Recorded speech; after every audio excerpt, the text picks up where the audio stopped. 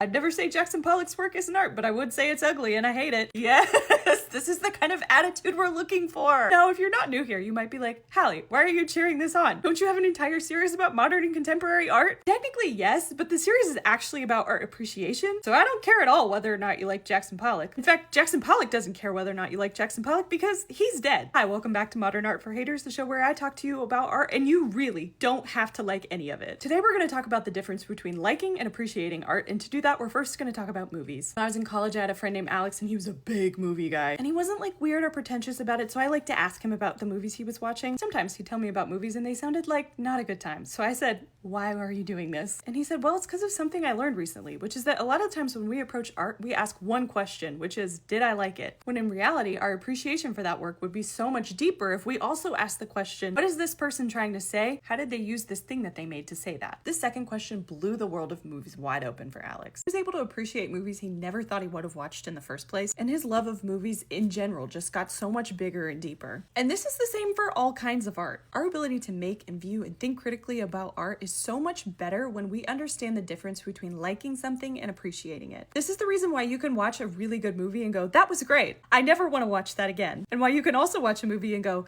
that was horrible, I loved every second. Now, I think fully being able to answer the question, did this art do a good job at saying what it was supposed to say, is not easy to do in one video. But today we're going to practice recognizing the difference between liking and appreciating art by looking at this painting. Faith Ringgold's 1967 painting, American People Series number 20, Die. Now, if you look at this painting and go, you are not the only one. When this painting was first shown in public, there was a woman who got off the elevator and this was the first thing she saw. Mind you, it is 12 feet wide. The woman let out a yelp, got back on the elevator, went downstairs and left the building. But we're not going to do that today. We're going to sit and look at this painting. What do we see? We see a huge painting. The painting is full of people and lots of blood. The main colors in this painting are black, white, and red, and a lot of shades in between. And the lines and angles are very harsh, and the people look a little unnatural. And their faces, their faces are painted with these severe lines. Wide, red eyes. Their expressions are of anguish and fear. This painting doesn't talk, it screams. Would I want this painting up on the walls of my house?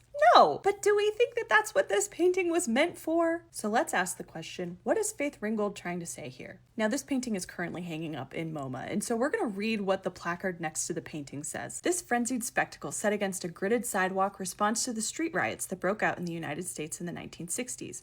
Ringgold said she wanted to show an abstraction of what the fights were really all about, and they had a lot to do with race and class, and no one was left out. The artist depicted the figures wearing business attire and fashionable dress to express how racial antagonisms permeate all segments of society. In the middle of the chaos, two children sit trying to help each other out. Ringgold based her composition on Picasso's Guernica, the artist's response to the atrocities of the Spanish Civil War, which she regularly visited when the monumental canvas was on display at the Museum of Modern Art. Now let's look at the painting again. We can see the things that the description talked about. We can see how the gray squares in the back are meant to represent sidewalks. We can see the people in their business clothes, and we can see those two children sitting in the middle holding each other. We can also compare this painting to the picture of Guernica that's at the bottom of the placard. We can tell that these paintings are painted in the same style, a style known as Cubism. And Cubism takes natural things like people and plants and animals and paints them with really sharp angles and straight lines, which creates this really unnatural, unsettling feeling in us, which in the case of these two paintings is supposed to happen. Now we could stop here, but I want us to really dig into this one. So we're going to do one of my favorite things, which is to find the artist talking about the work themselves. Here's what Faith Ringgold said about the painting in 2016. I wanted people to understand it's not just poor people breaking into stores and stuff like that. What's happening is people are trying to maintain their position in life, either rightly or wrongly, trying to keep one group down. One group is trying to keep the other from advancing. Another group is trying to maintain their position. Another group is trying to get out of the way. So you've got all these things that are happening. Everybody is involved. Nobody gets away without a struggle. There is a struggle. Freedom is not free. Everybody is going to have to pay a price to be free. The summer before this painting was finished was known in America as the Long Hot Summer, a time when tension over racial injustice boiled over. And across the country, there were 150 riots in the course of a few months. There was a lot of people who tried to say that these riots had nothing to do with them. They were just about a certain group of people in certain places and of certain status. Through this painting, Faith Ringgold is trying to say, no, our history of inequality and violence has shaped all of us. And when we look back at this time, we'll see that no one was unaffected. So is this painting fun to look at? Not really. After learning all that, would I change my mind about hanging it on my wall? No. But I am really glad I spent some time looking at it and learning about it. And because of that, I appreciate it. And I hope you appreciate it too.